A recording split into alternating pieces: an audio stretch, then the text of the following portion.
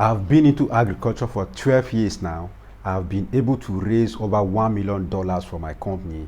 And here are the 5 things I discover. And number 5 is very important. You don't want to miss it. So let's dive straight into the business of today. Number 1, money is the less important thing you need in business. I know this is very difficult for you to accept, because as a beginner, the only thing you're thinking is how to raise money. You need money. You want to start a poultry farm, you're looking at money. You want to start your pig farm, you're looking at money.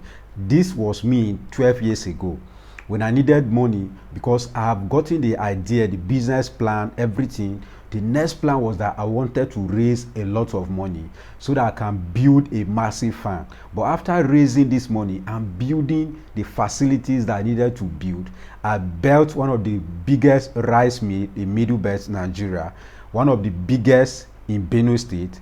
Due to capacity, we are producing 300 bags of rice every day. My poultry farm had over 10,000 layers, over 10,000 broilers. I have a capacity of fish pond of over 10,000 fish.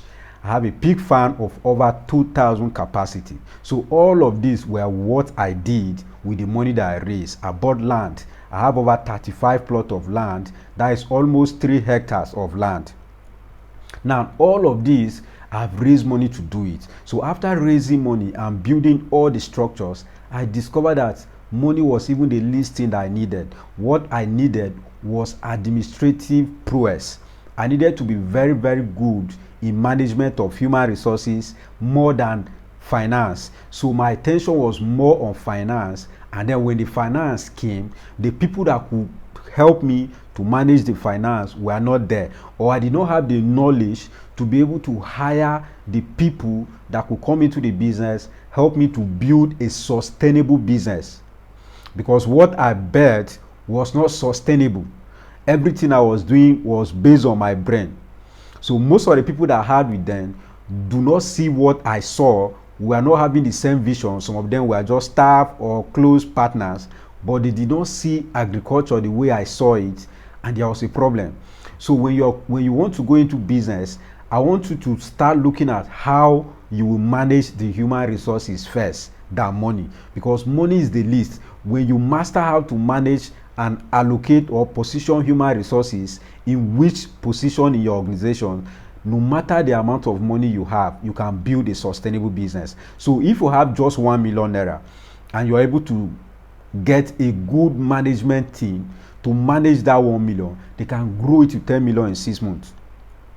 But when you don't have that and you have 50 million naira, you start looking for people who will be coming to your business just to suck money out of your business. They are coming into your business because they are frustrated, they are jobless. They are coming into your business, and when they are there, some of them might see the loopholes, and then what they do is to steal money from you.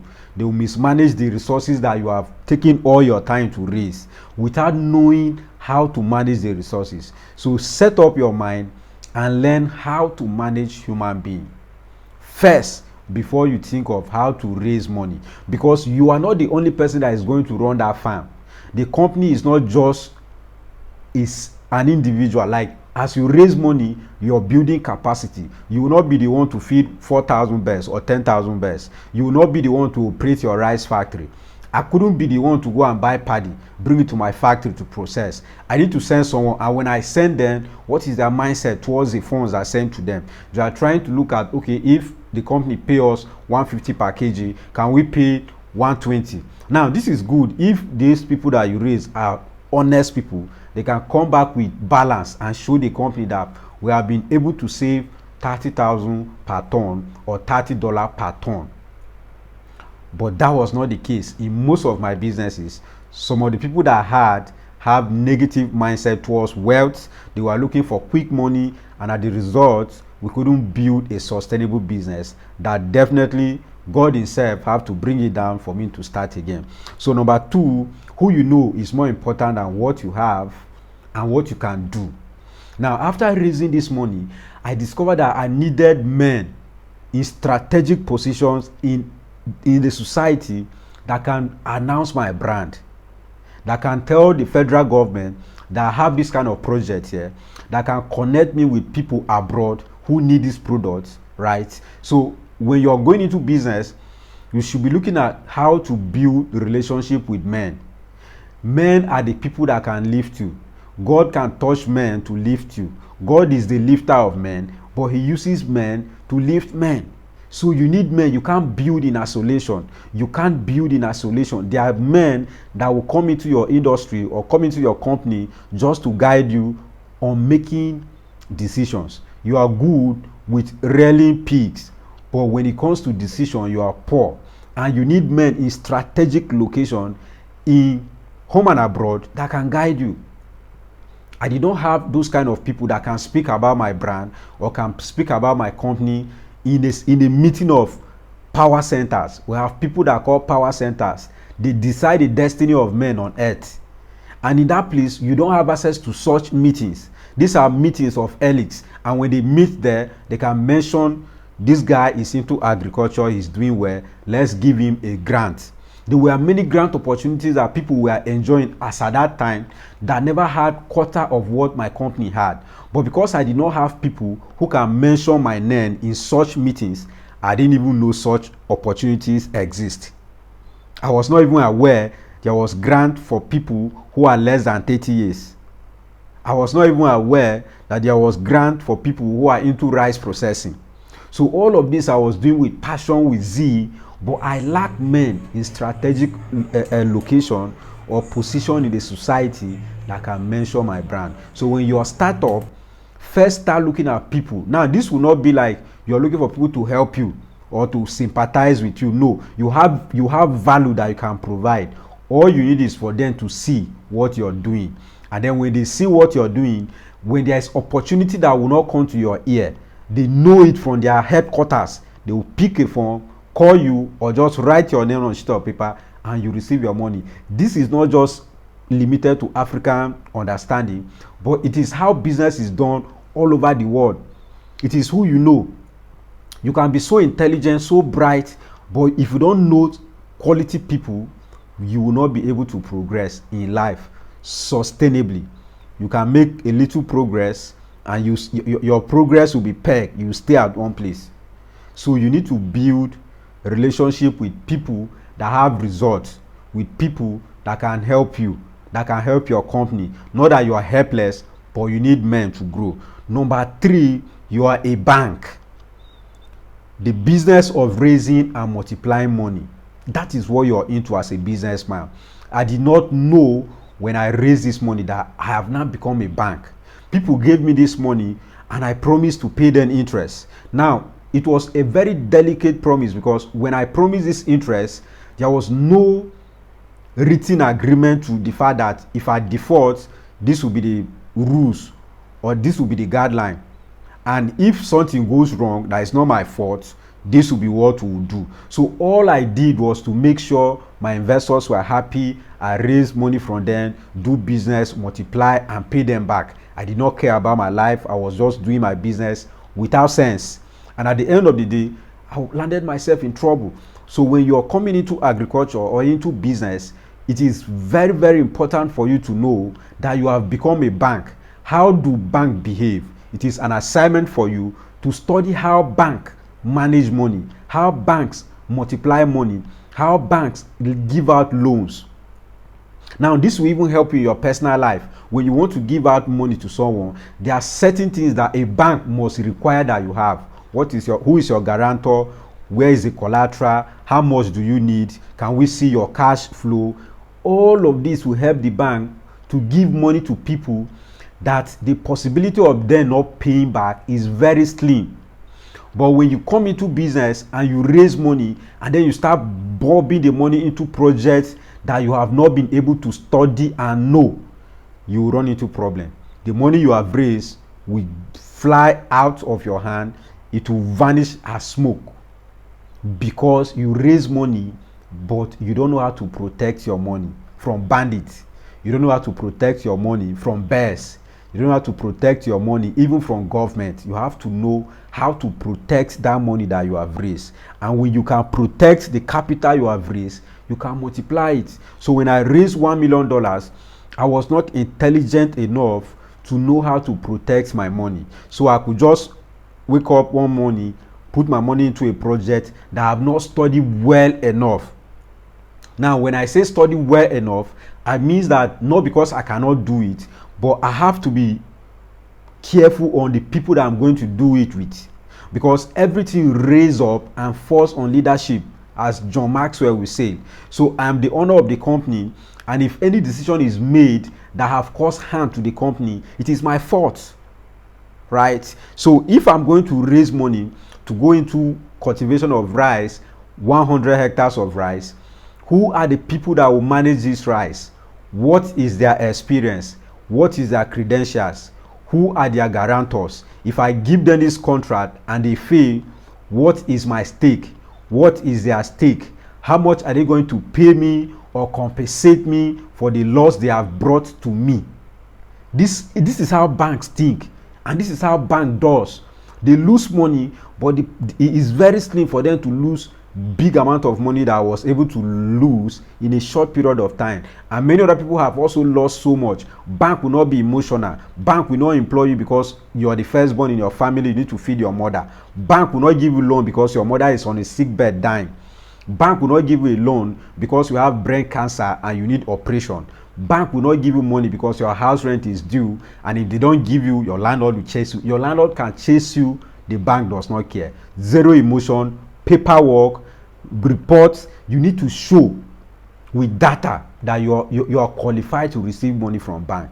So this is how you also need to think as someone who is in business. No matter the level of business you are, your business might just be $100 business per year, but you're still in the business of multiplying money as a bank.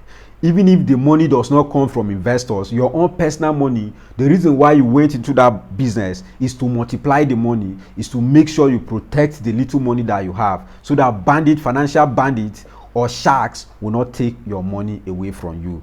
Number 4, travel outside of your environment. This was another thing that I missed. When I raised money, I could not travel out of my environment. My whole idea was just built round within my physical environment. Now, one of the mistakes I made was that I felt traveling abroad, paying for flights, which was around maybe $1,000 or $2,000, is a waste of funds, both my personal funds and also the company funds. But when you travel, you meet strategic people. You meet people that in a simple conversation, they will give you an idea that can grow your company. There is so much that you cannot learn in books. There is so much that you cannot learn on the internet. When you meet men who don't even have a blog, who don't even have a Facebook account or a YouTube channel, when they speak from wisdom and from experience, that education that you're going to get there, no amount of money can buy, and you will not be able to see it in your room. So if you are a new business owner, invest plenty of your funds in traveling. Not just reckless traveling, but travel strategically. You're going to places that are doing what you love. You're visiting places that are doing what you love more than just visiting to go and swim. So you have to be very careful. I think another one I learned was that your location is more important than any other thing. So where my business was located was a good place, quite accepted.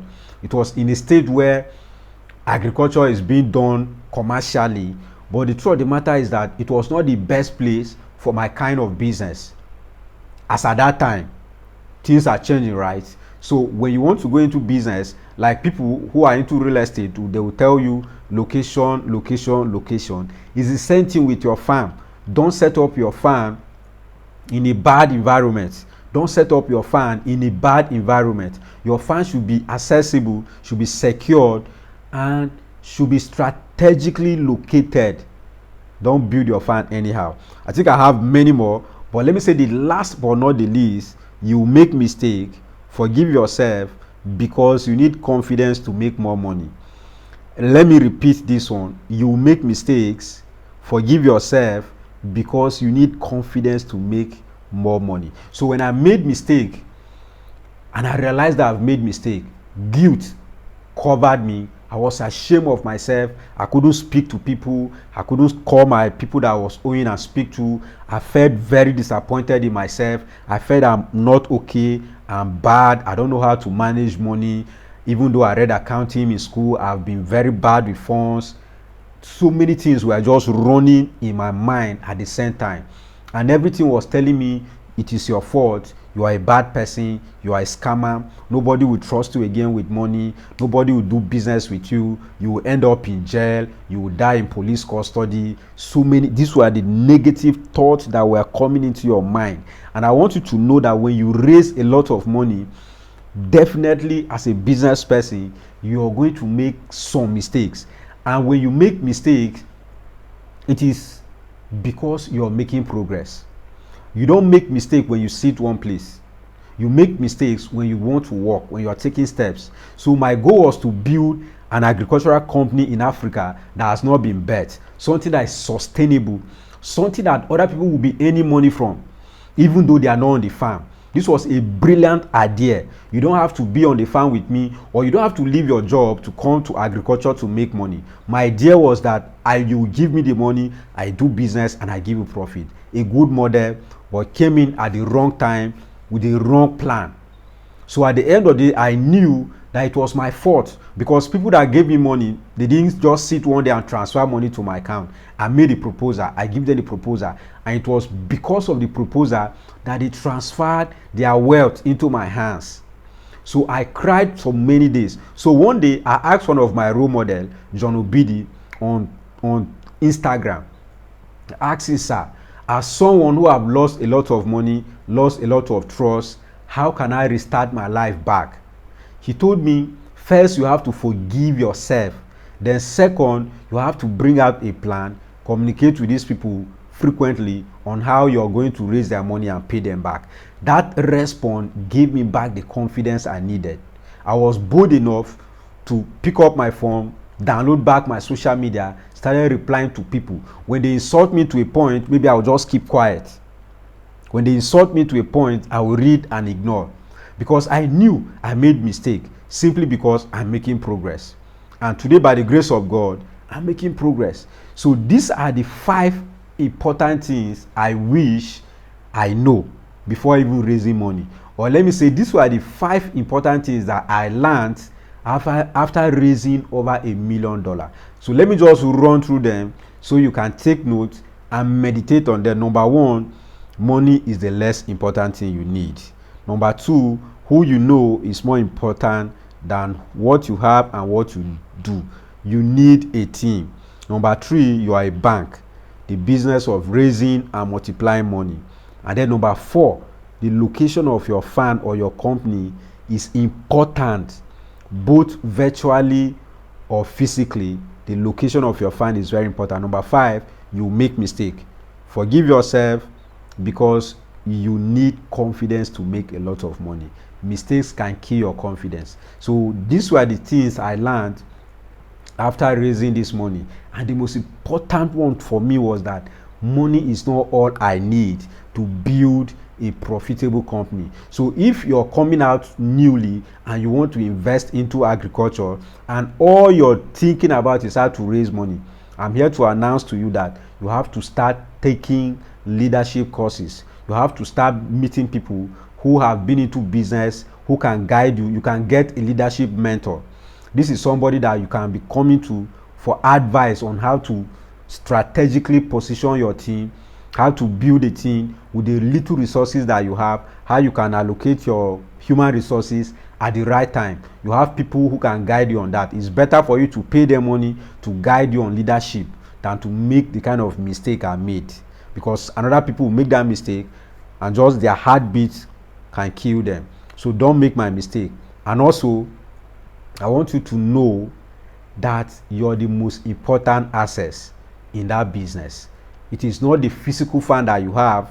It is not your investors that you have. You are the most important person. Take good care of yourself. I made that mistake. All my attention was on my investors. I want to make them happy. I want to give them money. I want to multiply their money. My head was dying. So many things, I was overworking myself. Don't be like me. Don't make that mistake. You're the most important asset. Thank you so much. Stay connected. Please subscribe to my channel. I remain Dennison, your billionaire farmer.